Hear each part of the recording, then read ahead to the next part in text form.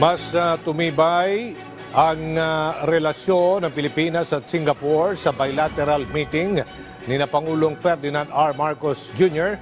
at Singapore Prime Minister Lawrence Wong.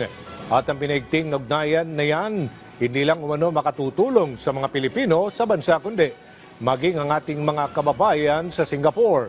Nagbabalik si Harley Valbuena sa sentro ng balita. Alas 4:30 ng hapon, araw ng Miyerkules, nang dumating sa Malacanang si Singaporean Prime Minister Lawrence Wong. Mismong si Pangulong Ferdinand R. Marcos Jr. at First Lady Liza Araneta Marcos ang sumalubong sa leader.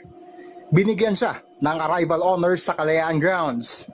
Kasunod nito ay lumagda si Wong sa tradisyonal na guestbook ng palasyo.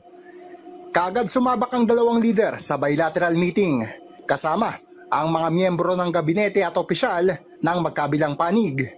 Sa kanilang opening statement, kapwa binigyang din ni Pangulong Marcos Jr. at Prime Minister Wong ang matatag na relasyon ng dalawang bansa. The bilateral relations between the Pearl of the Orient and the Lion City have not only endured but have thrived in the last 56 years.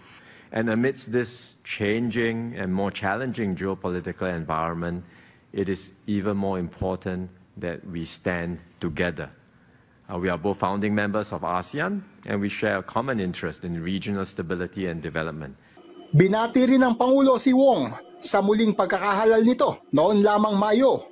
Sa joint press statement matapos ang bilateral meeting, pinuri ng Pangulo ang Singapore bilang isa sa pinakamahalagang investor sa Pilipinas. Hinikayat din itong maglagak pa ng puhunan sa renewable energy sector na makatutulong laban sa climate change. Umaasa rin ng Chief Executive sa pagbuo ng bilateral agreement para sa health cooperation.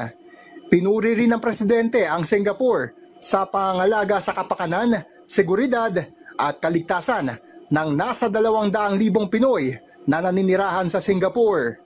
Pinagtibay din ni Marcos sa kapwa ASEAN country ang pagsusulong ng kapayapaan sa South China Sea.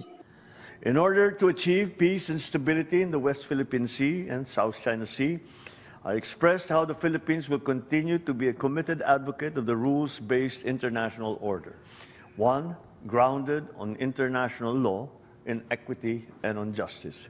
Sinabi naman ni Wong na interesado ang Singaporean companies sa renewable energy projects sa Pilipinas, kabilang ang solar at wind projects. Ibinida rin ito ang hindi matatawarang kontribusyon ng Filipino healthcare workers sa Singapore noong panahon ng COVID-19 pandemic.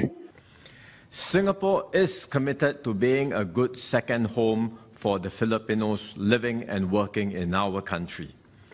The Ministry of Health is exploring ways to support Filipino healthcare workers in Singapore to upskill and eventually reintegrate into the Philippine healthcare system. Ipinabot din ng Singaporean leader ang buong suporta sa nakatakdang pag-host ng Pilipinas sa 2026 ASEAN Summit. Harley Valbuena para sa Pambansang TV sa Bagong Pilipinas.